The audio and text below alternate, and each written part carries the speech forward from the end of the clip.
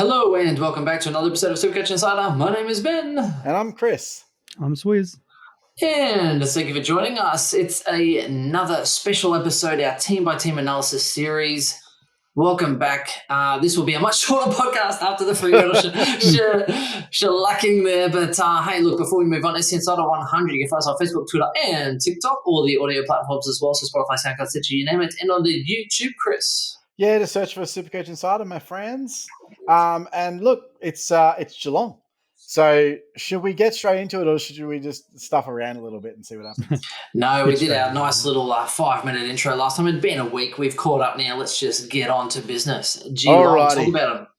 All right, well, let's get into Geelong, guys. So obviously, we are Geelong, the greatest team of all. Decided to win the premiership last year, and they finished first. They had the minor premiership as well. 18 wins, 14 losses.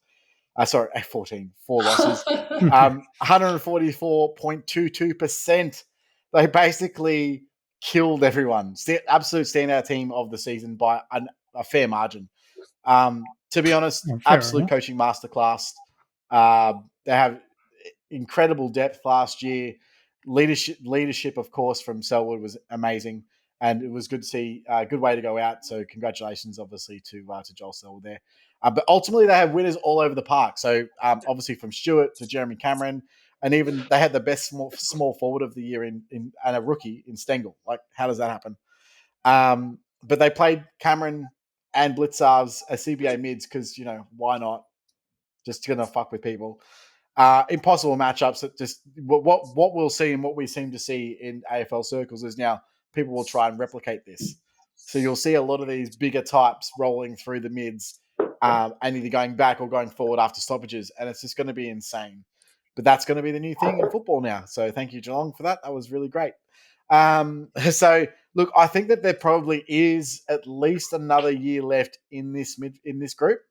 And they're rejuvenating their list quite well. So we'll see how that goes. Very shrewd in their acquisition of Bowes and Clark, but basically Selwood's package. So Selwood's salary goes out, he retires. They grab Bowes and Clark, pick 7 for the same price, which is just insane. Did you hear the news today, Chris? Clark got banged up and had all bandages, broke his nose, I think, and had all bandages, and oh, you are Selwood. Yeah, basically, yeah. And we chatted to Supercoach Mama M, and she went to a chat with Cameron and Stewart a couple of days ago. And they said, yeah, he just broke his nose at training. So, yeah, he's exactly like Selwood. And they've got all praise for him. So, absolutely amazing pickup. And I think that he will probably play games this year. I don't think it's going to be from round 1, but he's one to watch and someone to keep an eye on anyway. There isn't a stat that didn't dominate. They were first in inside 50s, first in scoring. And here's what I mentioned to you earlier off stream. They were 18th in rebound 50s. And that's because the ball just never went down there. So when it did, Stewart towed up. And so that's why he averaged more in losses than in wins, because he actually got access to the ball, which is crazy. But going through their ins and outs, so Jack Bowes obviously in. Tanner Brunn, they got from Greater Western Sydney, so he was pick 5, I believe, a few years ago, and now they've got him as well. Jai Clark, pick 8, so their core is really set up for the next 5 years. Ted Closey was Category B rookie. Phoenix Foster was the number 52 draft pick. Obviously got Ollie Henry as a trade from Collingwood. Oisin Musley was a Category B rookie. Oscar Murdoch, a rookie draft, and Oscar Riccardi, a rookie draft father-son selection. So, I'll say about Tanner. I think he was 12 pick. 12. But Yeah, I just had a look. 12. I don't know if you guys watched. I think 5. I don't know if you guys watched that draft. You remember he was the one that cracked it when his name was read out by GWS, and everyone's like, well, "Oh yeah, I remember." Home in a couple of years, and that, yeah. The look on your face when you know you're going home in a few years. Yeah. Out of the team, so they did obviously lose some experience there. So Luke Dalhouse finally retired. Francis Evans was delisted. Sean Higgins also finally retired. Quinton Narkle was delisted. I think has he been picked up? Training at Richmond. He hasn't been picked up officially yet, but probably. Joel Selwood obviously retired. Cooper Stevens was traded to Hawthorn, so that's a big loss, I think, for them, to be honest. Nick Stevens was delisted. Paul Sapatoulis. Sorry, I definitely mispronounced that wrong. Delisted, and Zane Williams was delisted. So in terms of their fixture, so they played twice: Collingwood, Essendon, Freo. Port, Sydney, and the Western Bulldogs. Their first 4 are against Collingwood, Carlton, Gold Coast, and Hawthorn. So not too bad, really, to be honest. and then they have last 3 against Collingwood, St Kilda, and the Bulldogs. What's funny? What are you laughing at? Just you butchering that name. Probably the funniest thing I think you've said in a while. Sapataulus? It's an A and an O. I'm trying to pronounce it correctly. It's not phonetically correct. All right. They've got the one of the crucial things. They do have the round 13 bye, which is the best bye to have premiums in because it is only shared with Gold Coast as opposed to the other byes, which are shared by many more teams. But their degree of difficulty, according to Champion data, is equal hardest in the league. So they've obviously come off a premiership. They've got a tough draw, but that's what happens when you win the cup, I guess. So let's get right into the premiums. And I think there's really only one premium, guys, I'll be honest. And I think you guys would agree. It's just Tom Stewart, right? So what do we say about Tom Stewart? 604K defender. He's the guy that if you don't have him when he goes big, you are behind. And you're well behind. And unfortunately, when you don't have him and you choose to go down the path of Witherden instead. hey, no talking about West Coast players on pods that aren't West Coast. Remember the last pod? Oh, Fremantle. And you know what the funny thing is that quick side note here. We spoke at the start of the pod last one. You're talking about hate and blah blah blah blah blah, and then we go and talk about West Coast players during Fremantle pod, expecting them not to hate, which I thought was quite funny. So Stewart, I think, is a no-brainer. And the biggest thing people have against him is they're saying, but they don't play at home until round 6 and they only have 2 games at home in the first 11. Now, again, very valid for those who score really well at home compared to in away games. But they also play 5 games at the MCG, right? So Stewart at the MCG for the last, I think since 2021, averaged 124.25 in 2022 and 109 in 2021, so 116 average at the MCG. At GMH, how do you say it? GMS? GMH. Yeah, that one. So 2022, he averaged 124.8 at home. And in 2021, he averaged 109.3, so a 117 average over the 2 years period. So they're very, very similar as far as MCG and at home as far as his average for the last 2 seasons. His average at other venues did average out over 2 years to a 100 flat. So I can understand that, but in those first 11 rounds, you're talking about 7 of those 11 are either at the MCG or at home, and the other 4, I think one's at Marvel, one's at they're playing West Coast at Adelaide Oval, which is a nice little win for Geelong as well. Don't have to travel as far. Yeah, the only thing, like I know people are debating between, say, Dawson, Sick Dog, Doherty and Stewart, and I think that's, if you're only going sort of one of those premiums, it's a good argument. But I think Stewart's in such a highly owned. The only real argument against him is they play Richmond in round 9, and the only chance they have to beat us is by knocking out one of our players, and Stewart will be the guy that'll do it. So if he can refrain from doing that, but that will mean Geelong losing to us. That's the only damage about. Oh, that's the only reason you wouldn't pick him. He's still dirty. Still dirty. Misses games too, Chris. No, so he does kind of miss games. But so 83% of the last 3 years. Let's say not soft tissue or anything last year. Last year he missed 4 games from suspension, right? He was knocked out. However, he managed to not miss a game from getting knocked out. He was knocked out on 39 in round. It was I'll bring it up. Round 12, but they had the bye round 13, so he just came back and scored 95 in his return. And then the game he got suspended. He had that hit early and then got 161. So it was like, look, guys, I know that I've just fucked up your next 4 weeks, but I'm going to go out with a bang. So here's my 161. So yeah, he actually, I can't calculate his true average on the fly here, but his true average is definitely higher than 107. It's probably closer to 110. Yeah. Well, he was 109.7, so his true average is definitely up to 112, 13, which gives a little bit of meat on the bone. Look, I think at the end of the day, the thing with Stewart compared to the other guys is the ceiling, right?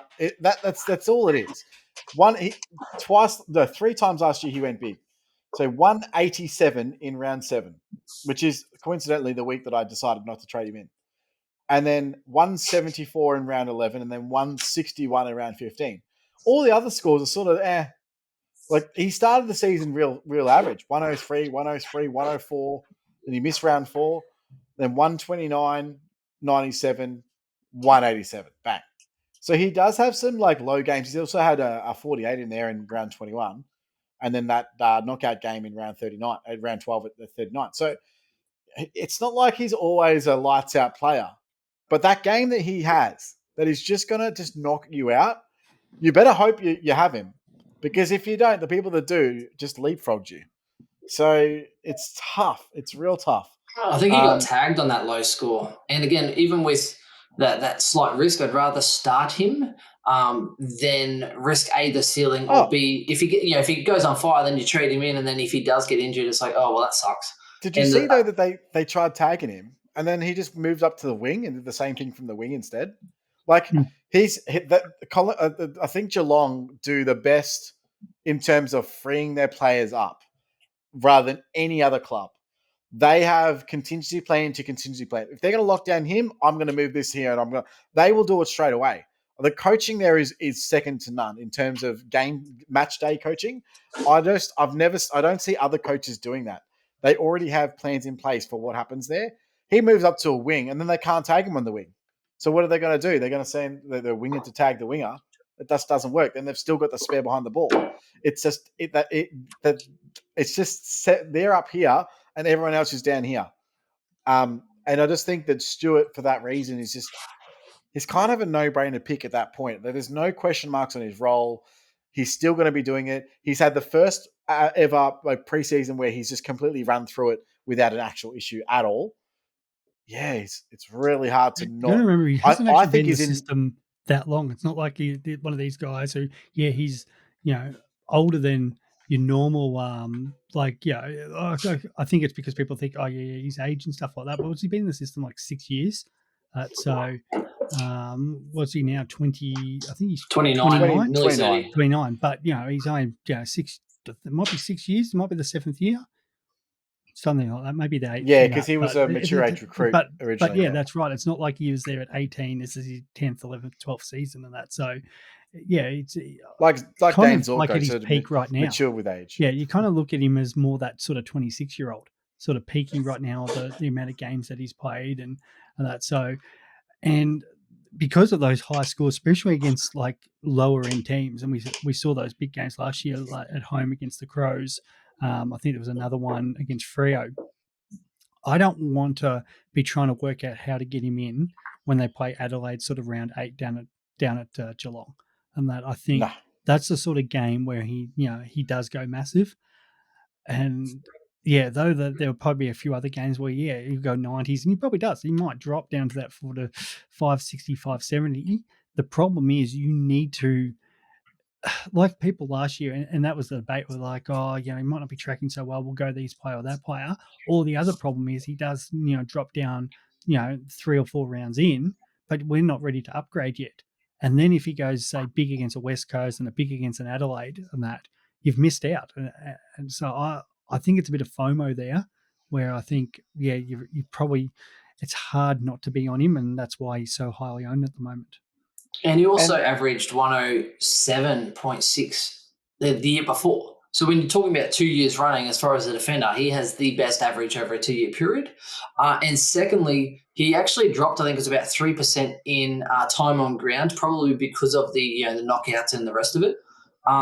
Generally around 85% sort of CBA players drop down to like 82s, right? So I think there is definitely that sort of 2 to 3% increase as far as what he has been able to sort of put out as well.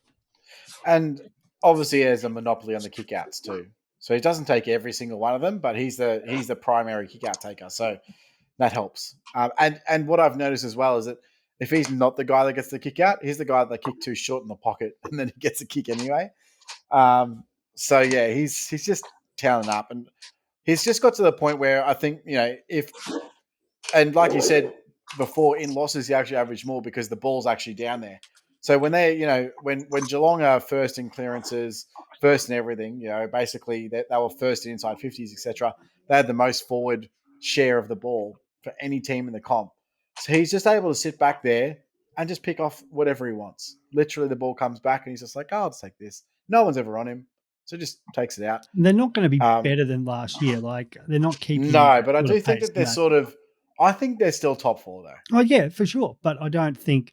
Yeah, so that might be an extra 2 or 3 losses along the way there, which then potentially brings could actually improve his average. Yeah. And again, it's all coaching. To be honest, like I really rate. I rate the guy as a footballer. I rate him, and that it's even as bad as watching him, like with that whole Pressy situation, that he was so far the best player on the ground that day. It wasn't funny. Yeah. See, Chris, Geelong actually spread their kickouts a little bit more than some other teams. Now, Mitch Duncan had 40, and I think there's rumours he might even change to a different role. I think now with Selwood and stuff gone as well, so it could free up a little bit. Tui and Stewart both had similarly. So, did Tui go back to Ireland, or is he still? Is he still there? I think he's still there, although after winning a premiership, who knows? But again, Tui's getting older as well. Well, Tui's getting older too, so is he going to get a major share? And then again, Isaac Smith got 20, which is a fair decent amount because I think Stewart got 65 for the year. So there's definitely their spread. There's a little more than some others.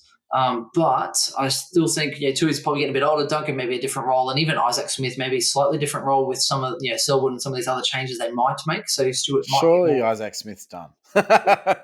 He's won enough. How many premierships has he won? 4? 4-time premiership player. Wow, gosh. Sounds like a Brisbane Lions player from the 2000s. Except not, because it was maximum. Yeah, I know. Correct. All right, so I'm going to go into sort of the mid-tier, breakout, mid-price options. So I break it down to these 3 guys, and then there's a few guys that you could argue about. Don't get me wrong, there are guys like Cameron, Dangerfield, Hawkins, Guthrie. They're all sort of around the mark. I just don't think they're Stanley relevant at all. I think they're more draft relevant. So I'm not going to touch them right now. First one I'm going to touch on is Tom Atkins. So 461K defender mid. Now, I'll link this in with Jack Bowes at 277K defender. And the reason is, so Selwood's gone. How are they filling that role? So the likely scenario is they've brought Bowes in. He's going to play a little bit of mixture of half-back and on the ball.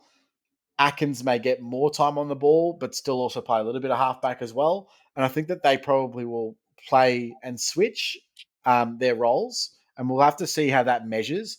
Unfortunately, for that reason, at his price, 461K, I'm not sure that you could select him wholeheartedly right now going, yep, Tom Atkins is going to be a premium breakout contender. But there's a chance. There's a chance that he gets bulk minutes inside and turns into an absolute premium defender. So watch him, because it could actually happen. I'm not saying it will, but it could happen. And in saying that, obviously we got Jack Bowes there, 277K. Apparently hasn't missed a single session of training this entire time. And we were worried about the fact that it was cricket. Lack of coverage. Lack of coverage, for sure. Yeah. So, and it was. Duncan averages more than Atkins this year, Chris. Oh, man, I will take that. I'll take it. You know what? I'll tell you a bit about Tom Atkins there, and I'm trying to work out what the reasons were, because he went on an absolute heater there in a 6-week period after the bye. Now, I'm not too sure about the West Coast Richmond game with the 103.99, but the next 4 games were 98, 119, 80, and 117. Direct correlation with Stewart being out. So, yeah. And you look at the rest of his scores, and they're all around that 70 mark, 75.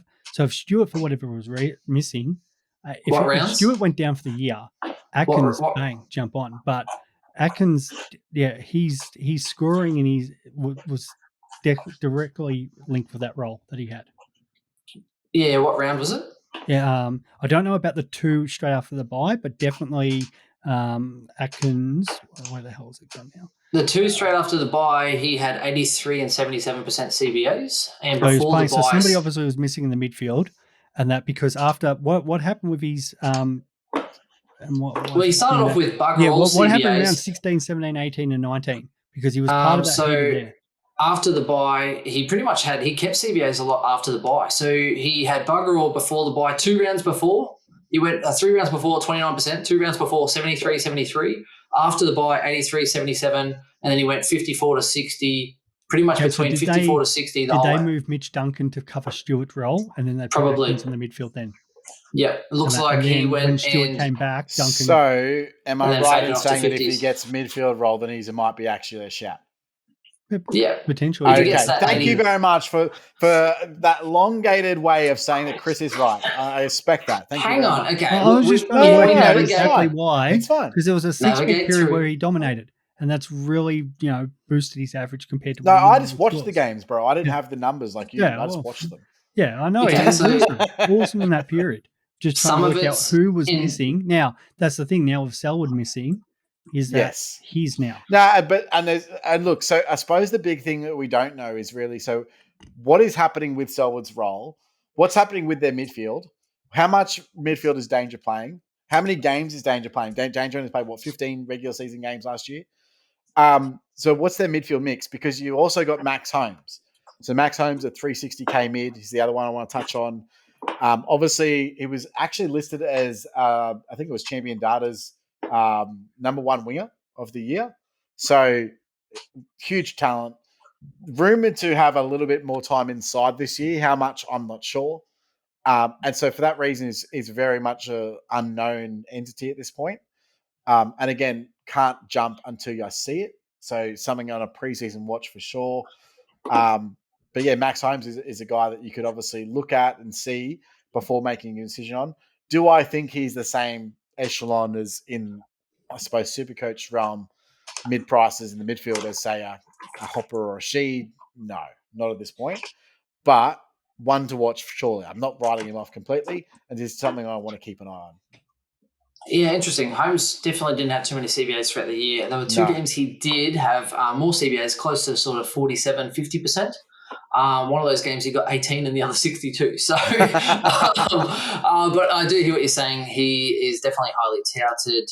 I think had a couple of really good games in the back end of the season. So finished off with an 86, 101, 91, and 100 for those last 4 games. Definitely did do extremely well for those. Nice. Now I'll jump into the rookies. Now I do think that they will be blooding some rookies this year. They have been sort of in and out of these rookies anyway. Now, the problem with Geelong is going to be always these rookies might get games, but sub-risk huge. All right, so just be aware of that before. So Dempsey is obviously one that we were all aware of last year. He's 148k forward. I see him getting some more games this year. Nevitt and Neil are 2 that have been absolutely lighting up the track. So Nevitt's 140k mid, potential for a wing role. They've been floating as well as Neil, and they're sort of fighting against each other for that role. Obviously, we've already talked about Jai Clark. He's 175k mid. I do think that he's the one that does play some games this year at some point. I don't think it's round 1, but I think that at some point he sort of transitions and gets a little some game time.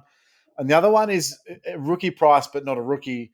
Radaglia is actually 174k ruck forward now because he didn't play pretty much all last year, but he's actually been playing fullback for them. So complete role shift. Now he won't get the Supercoach DPP because he's already a DPP in ruck forward, so he won't get the defense. 2 max. And you can only have 2, yeah. But he's been playing fullback. Now that could mean a higher score. That could mean one to watch as well. Now I'm not sure if that means that he's actually going to be in the starting team, like round 1. But injuries could happen, whatever that may be, and he could get some time there. So one to watch, could be a downgrade option. Do you guys have anything else to add from those guys? Or I mean, they're all guys that we've known for.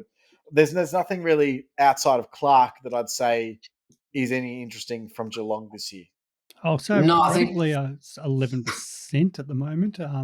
I think people think, wow, that's high. High.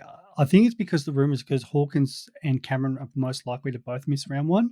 But as you said, he's the one that's most likely, if he's going to play, is playing defence. Unless people are thinking maybe he gets swung forward for that game, or how many games Hawkins misses at the start. I think Henry's the biggest. That's where it's benefit. More benefit for that. Where Hawkins, I think, is injury. Where Cameron potential birth of a bub. So that's why he's looking like a missing round 1. But yeah, as you said, Radaglia training all down the defence, and that I can see people looking for that bench option for the ruck. But yeah, it's a bit to spend there for a guy who we haven't seen. If it got confirmed he was playing, through that preseason, well, maybe, but I think it is a lot to spend. I agree with Chris and Swizz. I'd be coughing up my guts too if I put Radaglia on my bench for 174,000. If anything, it has to be like F6, and I don't think he's good enough as a full, like a key defender. Generally not a huge scorer, and we've already spoken about that. Geelong don't generally lose too many games, so what's he going to do? Fist it down to Stewart, who's going to rack it up? Like they don't get too much ball or scored against there. So I think, it's a great option. Maybe if you want a guy who's maybe in that best 22, but I don't think he's going to score for the price you get. I could be surprised. But I think there's definitely one to watch. Henry apparently tailing up, but again, tied in with possibly some of those other players missing games. I think it's completely SE irrelevant, Henry. 277k forward. Oh, too high for that. But don't even bother. And the other thing to note as well is that, yes, you had like Nevitt and Dempsey and Fudier's other players, like Neil. Training on the wing or try a few positions, but their coaching staff did say, it was that time of the preseason where they were quite willing to flip and switch and test out some players in some different roles, give them some exposure and see if it works, if it fits, if they develop more than they were in other areas. So, and even I think with Bose, I think they even said, hey, let's try mix you into here and a bit of there, and Clark I think as well was some midfield and change it up. So I think Geelong's really quite flexible. As far as that part. 100% Geelong, and this is a thing at Geelong, they train people in multiple roles all the time. And part of that reason is because they do play people, they never have one position for a single player. Their ruckman plays centre half back. Both of them do. That's just what Geelong do. They have to play multiple positions so that they have the flexibility around the park. Stewart played half back and wing. He wasn't playing just the one role. And that is the thing that is with all of the Geelong players. Cameron was playing on the ball and full forward. Yeah. Who decided that was the best move of the year? Because it was. Holy. Yeah. Cameron had some CBAs as well. I mean, you had Black Halves playing 100 roles, Dangerfield playing a couple of mix of roles. Stanley even mixed it up to then free up. Black Halves. So it's kind of like when Stanley plays centre half back, I go, what is happening?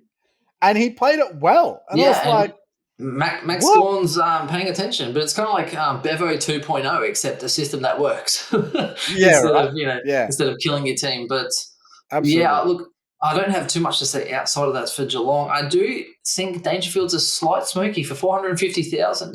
I've got him on my draft smokies. Like I don't know what he does. Well, honestly, I couldn't tell you. Couldn't tell you how many games he played. Couldn't tell you where he's going to play. Like, where would you pick him up though? 83 average. Where would you be picking up a Dangerfield in a draft league? I don't know, because I want my draft guys playing as much as possible. That I just not 73% of games. They manage him. Yeah, he missed 27% of the last 3 years, and he never plays the last couple of rounds. But apparently he's fit and he's been doing a lot of the preseason. Yeah, so he's going to miss the grand final. That's what he's going to do. Well, it depends when you draft. He's not playing the grand final, but exactly right. And he's not playing the grand final. Can we talk about have you mentioned the real draft smoky, Sam Menegola? Oh, come on! How is he's been a draft smoky for 7 years? No, he's been relevant for 7 years. Kind of. Like with Selwood going out of that, and we're talking about some aging lists. Does he get more? But like he's probably playing off the half forward flank, but we know what he can do. Where is he? I can't even find Menegola. Here he is. Okay, right, 344,000. Definitely a good shake. He's averaged 100 a few times now. Yeah, and the year before shout out to SC Elite. 2000 and 2021 it was 90. The year before that was 107. So I'm not sitting there saying he's going to go, standard relevant, but as somebody as a draft smoky. Yeah, no, it's interesting. I think I'd pick him up as a 90. I think in a draft league, I'd be. No. No, it's on my bench. He could go around. I'm actually always looking 90, more like that 80 mark because he averaged 70 last year. I'm thinking, well, he's that 80 mark. Yeah, I'll go and pick him up then. Sorry, I meant as in he could probably go around 90, not pick him up at a 90. Yeah, you wouldn't be picking him at 90 because there's a lot of other values options. So that. other guys in draft, obviously, you want to look at is probably Guthrie because he's probably going to average again more than McCluggage, so that's good. Asshole. Hey, and speaking of which, right, and I know I'm an easy target. Even today, I had a look in the GW, side note quickly, GWS had, Green did well and Callahan did well and, Cornelia did well and all these things. And it said Josh Kelly in the write-up saying, Cornelia and Kelly did well. So I was like, hey, like big tick, Green, big tick, Callahan, big tick, Cogs. And then someone's like, big tick, Kelly. And I was like, oh. I commented, I was like, never. Like, everyone knows. If it's you listening to this podcast, it triggered me a little bit. Bloody putting up Josh Kelly or Jelly, Matt Grimstone, bloody Jelly gifts. Now, someone who might slide because of his late start to the season is Hawkins. So he could be one to get on just because obviously everyone knows what Hawkins can do in Supercoach, but he's obviously not going to start. How long is he off for the first 2-3 weeks? No certainty for round one. I don't know. I don't know if I'm going there for a 35-year-old this year. Like, I don't know. I'm probably passing on Hawkins in a draft. If he goes under 90, maybe like 88, I might kind of grab Hawkins. But I'm kind of biased. I've passed on him a couple times, and he's slowly but surely been decreasing in average, and I just let someone else take him. He's my favourite player to jump on in standard when they've got a run of games at Geelong. Because even last year again, it's just like, he gets down there and just dominates. Well, that's because Geelong just dominate down there. Dominate there too. And they just played low-rent teams down there, that's why. Then that's the other thing too. What about Tanner Braun? You thinking in draft or any keeper leagues? You think any relevancy? Don't even know if he's going to be best 22. I don't even think he is, to be honest. I'm surprised by the trade. Like, I understand from Geelong's point of view, they want to get talent into the club. Totally get it. But there's not really a role from him from the get-go. So what did he see? What did he just want to go home? He just want to get out of GWS. That's all I can see. Because he's not going to get game time like he was at GWS down Geelong. Not going to happen. I guess get paid to be happy. He's going to, you know what? He's going to be cheaper next year because he's going to be the sub so many times. That's what he's going to be. Quick question. Zach Tui, 90.5 average. And he was only 2.7 points different to the year before that. How is he still chipping away at an 88 to 90 average? Like, are you banking on him in? Like, I'd probably short that stock this year. I can't see him going 90 or even 88 and above this year. Maybe. It's still Geelong, man. They do whatever they want. He's 33. I don't know if he's going to be kicking on maybe like 85 or low 80s. I think someone else is improving. I think Zach Tui I'd be avoiding in draft 100%, like the plague. Fair enough. I get it. Would you pick up Zach Tui? Would you pick up Zach Tui? Surely not. No. Chris? No. Yeah, exactly. So don't say fair enough. Jump on board. I think a couple of years ago, I had him. I picked him up, and then he averaged like 77. I was like, yeah, he's gone off for a couple of years, but probably again in line with the kickouts. I see something changing. He can't just keep telling up at the relevancy.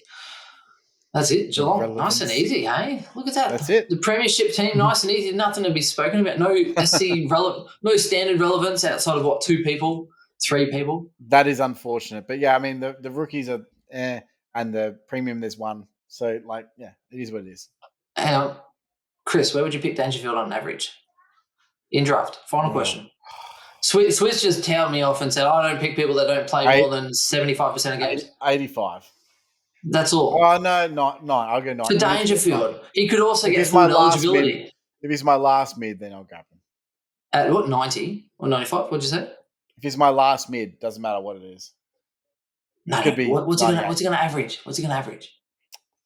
Somewhere between, 85 to 90, I reckon he averages. Oh, so low, boys. You're so low for Dangerfield, who could also be forward eligible as well. If he's forward eligible, he's not averaging that well, is he? Exactly right. He'll get 90 plus wherever he plays. He could go off the bench. But he's still not relevant. He could play in the ruck. He could play in the ruck and be 90 plus in draft. With Hawkins and Cameron out, he's probably playing full forward round 1. Yeah, probably goes 100 like he did against, who was it against? Was it Richmond? No, it was a Hawthorn game. Hawthorn game, we kicked 5 goals 6 because he can't kick a set shot.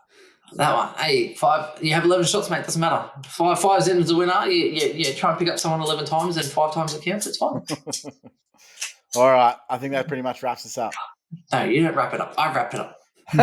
You wrap it up. You wrap it up. You lock it up. All right, that's it from us for Geelong, the Premiership team. I hope you've stayed along, Em, because I don't think anyone else has stayed along for the last minute. Moving on to the other Gs, the homie Gs, the Gold Coast and GWS. I think GWS would be the most popular one for the season. So that's it. Stay tuned. We'll talk to you soon. Bye. See you guys. Bye.